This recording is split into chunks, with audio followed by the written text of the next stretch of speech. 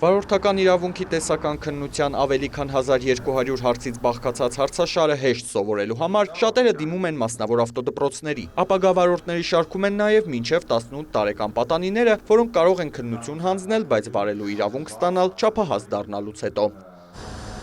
Սեպտեմբերից ավագ դպրոցի աշակերտները հենց իրենց կրթօջախներում հնարավորություն կունենան անվճար մասնակցելու անվտանգ երթևեկության և վարորդական իրավունքի խմբակներին։ Նախաձեռնությունը համատեղ մշակել են Կրթության, գիտության, մշակույթի, սպորտի և ներքին գործերի նախարարությունները։ Մեր շրջանավարտները, նույնիսկ եթե չեմ սխալվում, ավելի վաղ քննությունը հանձնելու տեսական հնարավորություն ունեն, նույնիսկ իրենք դպրոցում ուսանելու ժամանակաշրջանում կարող են հանձնել տեսական քննությունը եւ համապատասխան արդեն հմտություններ էլ ձեռք բերելով համապատասխան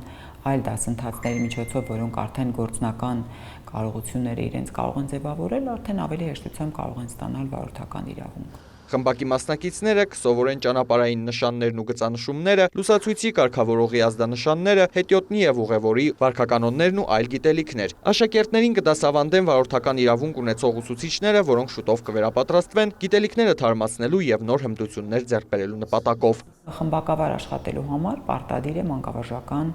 կրթությունը, սա արդեն իսկ սահմանված է իրավական ակտերով, բայց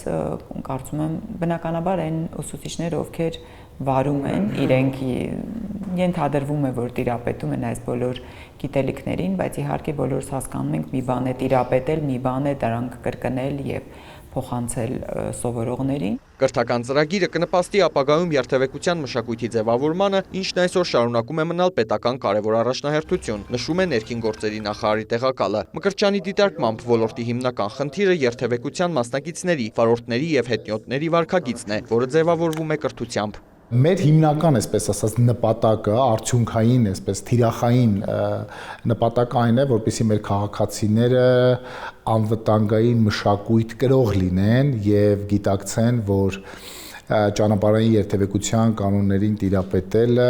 դա նախ եւ առաջ իրենց մոտակա շրջապատի հարազատների եւ առհասարակ այլոց կյանքի եւ առողջության հիմնական երաշխիքն է։ Խմբակները կամ ընտրական են։ Փոխնախարարի խոսքով կրթական ծրագիրը ճանապարհներին կարգուկանոն հաստատելուն ուղղված պետական միջոցառումներից մեկն է։ Ասում է, օրինապահ քաղաքացին պետք է ձևավորվի վաղ տարիքից։ Արամ Մարանդյան, Աշոտ Խաչատրյան, լուրեր։